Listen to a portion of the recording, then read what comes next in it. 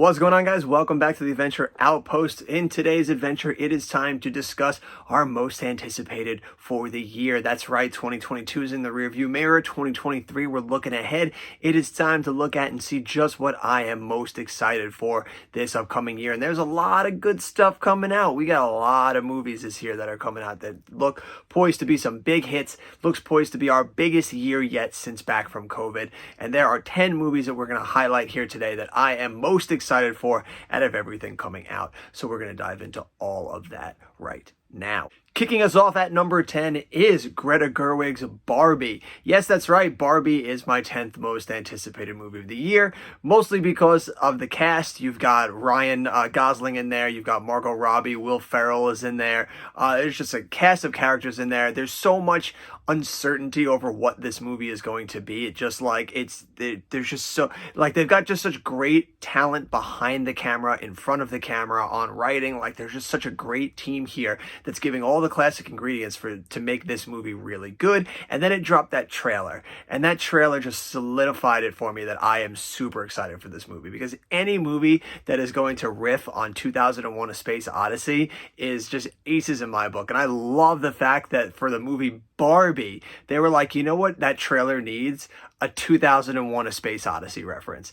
That just shows me that we're in good hands and that this movie is going to be something else. Like, it's just going to be something truly unique, and I am so excited, and I cannot wait for this movie to drop. In ninth place is actually a movie that trailer just dropped about a week or two ago that we just learned about this movie just recently. It was something that was kind of not even on the radar, and then came out of nowhere, and I was like, motherfucker, that's right up my alley, baby. And that is the movie 65, starring Adam Driver. And if you don't know what that movie is, go watch the trailer right now. I don't want to tell you anything. Just go watch the trailer and then tell me you don't want to go see that shit. But in a nutshell, if you're not going to go watch the trailer, it is a movie about Adam Driver ending up in the past, and he must protect a little girl with space-age technology against dinosaurs. Yeah, that's all I need. In eighth place is actually a movie that is coming out the same day as another movie that we just talked about. It is probably going to be the most holiest of holy double features that day. The first one obviously is Barbie, and then here number 8 is Christopher Nolan's new movie Oppenheimer. We got movies for boys and girls that whole weekend. You got movies for everybody. That's going to be a hell of a double feature weekend. I can't wait to go catch out both of those movies over an opening weekend. It's been a while since I've done a double feature, and I think that one's going to be a pretty epic one to get back into the seat for. Oppenheimer looks incredible. It's Christopher Nolan. If you're a Christopher Nolan fan, you're on board. You don't even care. You're like, yeah, let's go, baby. Christopher Nolan, new movie, let's do it. It's all about the Oppenheimer, who is the godfather of the atomic bomb, and it's going to follow how they created that and the whole Manhattan Project and all that stuff into the areas of World War II. It is going to be a hell of a movie. It's going to have some crazy spectacle as only Christopher Nolan knows how to do. This is going to be an interesting one too, because this is something, I think this is one of the first movie where he's tackling, well, Dunkirk was real life subject matter, but he still played with like time in the sense of that, like Christopher Nolan loves to do. But I feel like this one is just like, it seems like it's going to just be a regular biopic, but done on the level of Christopher Nolan. So it's going to be interesting to see him bring that flair to a genre that he doesn't normally dabble in. So that's going to be super interesting for me. The cast is absolutely stacked. It's going to be one hell of a movie, and I can't wait for it to come out. After that is a movie that I didn't really ever think would see the light of day, especially after its abysmal 90s version, and that is the Super Mario Brothers movie. This movie looks like it finally cracked the formula for making a Mario Brothers movie. Animated obviously was the way to go. DreamWorks, Illumination, I think whoever it is, hell of a player to be taking on this project. This movie looks like a lot of fun. I love that it combines so much of the elements that we love from Nintendo, and not simply just being a Super Mario Brothers movie, but kind of bringing in the whole wider Nintendo universe into it, simply with Donkey Kong being in there and everything, and a whole bunch of other people. It looks like it's going to be one hell of a wild ride. I love that you see portions of Mario Kart in there, Luigi's Mansion. Like, there's just, I feel like this movie is going to be chock full of just Easter egg goodies for people that grew up with Nintendo and Mario and these properties, that this movie is going to be one hell of a wild ride. This movie is going to make so much fucking money, and I can't wait to see it. Jack Black as Bowser, whoever okayed that, whoever got that going, give that man a fucking raise. And then whatever idiot decided to put Chris Pratt in there and not do Mario voice, get that asshole out of there. Just all over the place. Every casting decision in that movie, phenomenal, with the exception of his. Number 6 is Michael B. Jordan's directorial debut. He takes on the duties and brings to us Creed 3. I love the Creed franchise. I love the Rocky franchise. I love sports movies. Sports movies are always my jam. And this one looks like it's going to be a hell of a ride. Fucking love Jonathan Majors. So the fact that they got Jonathan Majors in there as kind of like his antagonist is going to be fantastic. And the story looks great. All of it. Like the only thing it's missing obviously is Rocky. But you know, sometimes you got to put him to pasture and we got to move on to new things. And I'm happy that we're doing that, and I'm happy that Michael B. Jordan's taking us in this new direction, and he's taking over directorial debut to obviously what is a franchise that is super important to him. I think this movie has all the ingredients to just be an absolute box office smash come March. Number 5 is John Wick Chapter 4. It blows my mind that they just continue to keep finding amazing ways to just tell the same story, which is John Wick must survive the night and murder a bunch of people. It is just so great that they just continue to be so inventive. And what I love about this one is the idea that he's looking finally for his way out. So he makes a deal with another guy that they will have a duel at sunrise.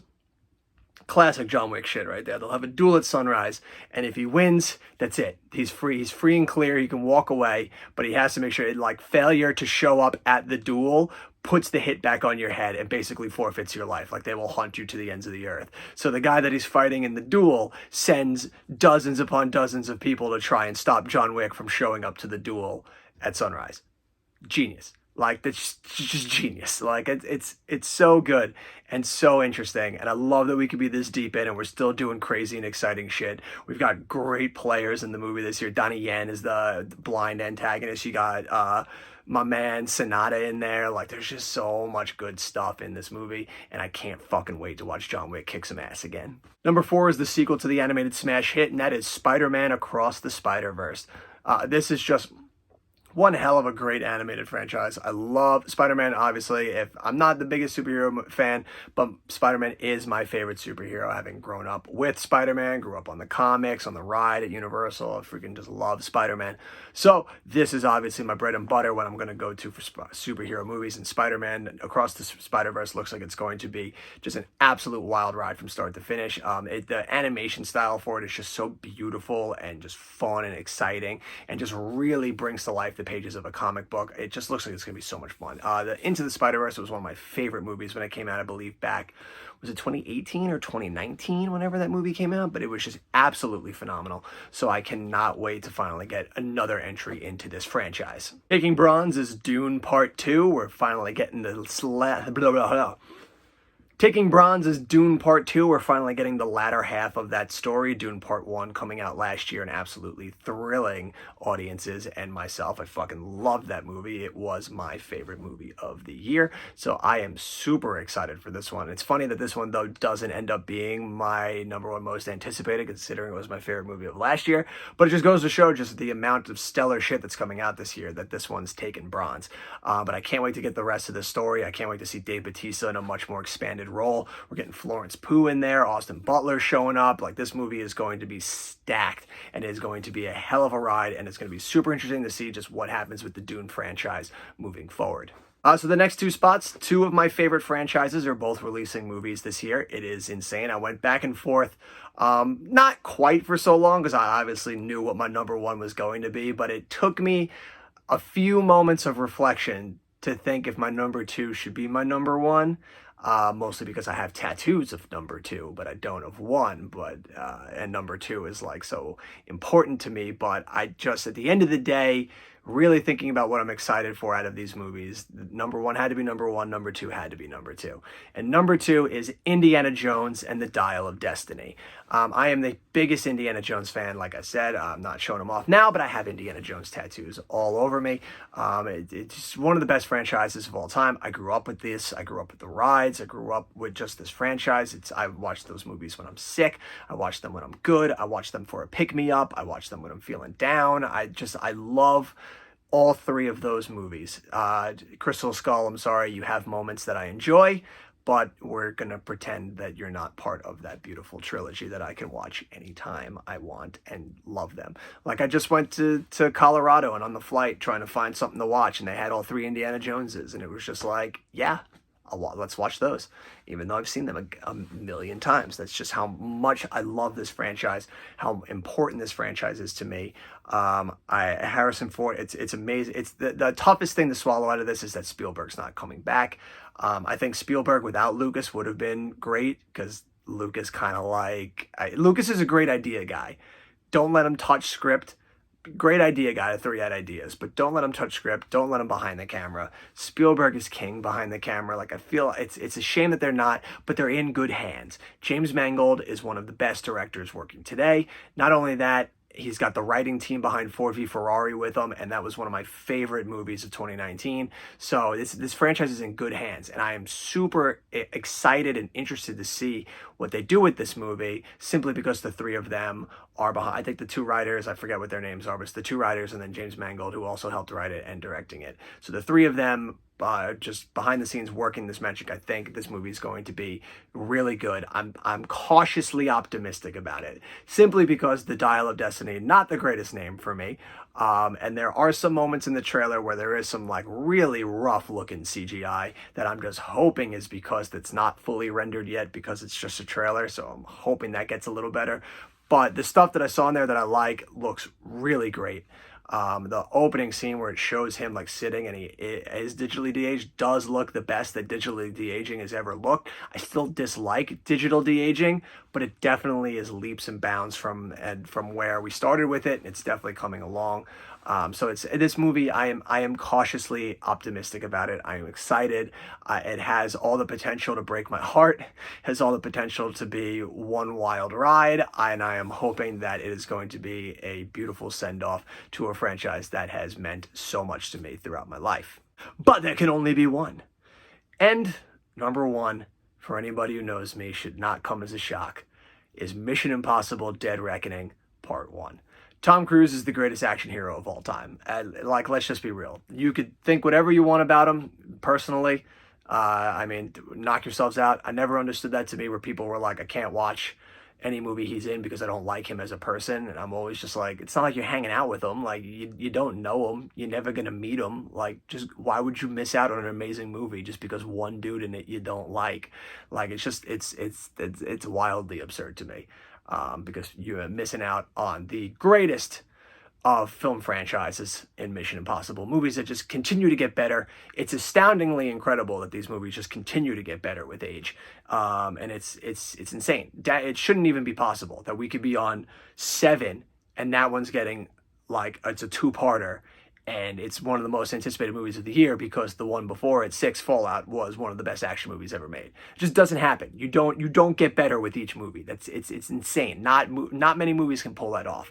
But the pairing of Tom Cruise and Christopher McQuarrie is just a match made in heaven, because they are just doing the most amazing things. I've watched so much behind the scenes shit of all the crazy stunts and shit that they've been doing for this movie. My excitement is at a fever pitch for this movie. Fallout and Rogue Nation are two of my favorite action movies of all time. So I cannot wait for this movie. I cannot wait to see what they do with this movie. All the crazy fucking stunts that he's going to do, just all the crazy action, it's spectacle. Like, he is James Bond. He is the James Bond of our generation for American audiences. Like, it's so good. And it's easily my most anticipated for this year. I think it's going to be stellarly incredible. And him coming hot off of Top Gun Maverick, I think this movie is going to do gangbusters at the theaters. Tom Cruise might be looking at another billion-dollar grosser. And that'll do it for my list. This is just 10 of a absolutely eclectic amount of movies that are coming out this year, varied all over the place. We didn't touch on so much stuff that's still coming out, obviously. These are just 10 of the ones that I'm most excited for based on what I tend to enjoy the most when I go to the theater and what genres tend to resonate with me the most. Obviously, there might be some out there different for you. If you horror aficionados out there, got a lot of good stuff coming this year. Sci-fi people, you got a lot of good stuff coming this year. It is going to be a good year at the cinema, and it is going to be a year that is going to put us back in the cinema, because if there's anything that Avatar: The Way of Water has shown us this past couple of weeks, is that spectacle belongs on the big screen. So get your ass out there, support your theaters, and make sure that we don't lose this communal experience that means so much to all of us. But that'll do it for all of us here at The Outpost today. You have been you, I have been me. These are the movies we love so much, and I'll see you at the movies.